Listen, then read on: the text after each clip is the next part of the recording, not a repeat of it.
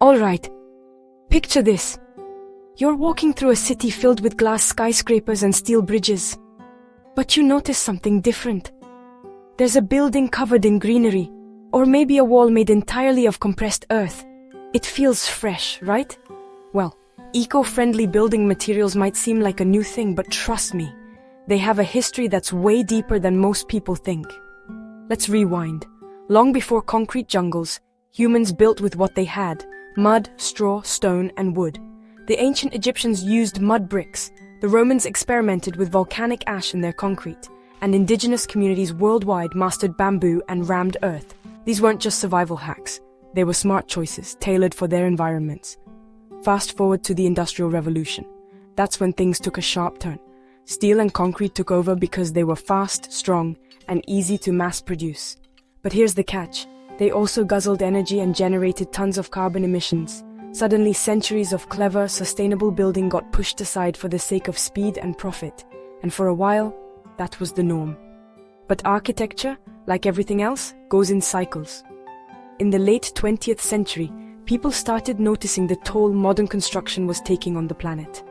Architects and builders began to ask, what if the old ways had some answers? What if we combined ancient wisdom with new technology? That's where things get exciting. Picture adobe homes in New Mexico, thick earthen walls that keep cool in the desert heat, or the bamboo structures in Southeast Asia, which are light, flexible, and surprisingly strong. These aren't relics, they're blueprints for the future. Add in innovations like recycled plastic bricks, hempcrete, and green roofs, and suddenly the playbook opens up. Now, eco-friendly building isn't just about saving energy or using less concrete. It's about rethinking how architecture fits into the planet's natural systems.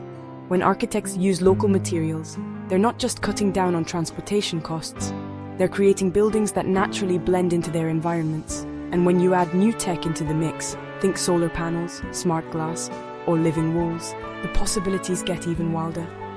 Here's the twist. The impact of these materials isn't limited to just the environment. They shape how we experience space, how light fills a room, how a wall feels to the touch, even how sound bounces around. Eco-friendly architecture isn't just about sustainability, it's about comfort, health, and beauty.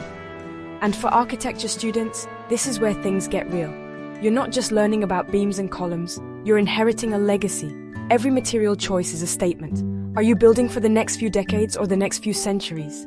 The most iconic architects, think Shigeru Ban with his cardboard structures or Anna Heringer's mud buildings, are pushing boundaries by combining old-school methods with futuristic ideas. So next time you look at a building, ask yourself, what's it made of and why? The answer could be the bridge between history and the future of design. And maybe, just maybe, you'll be the one to build that bridge.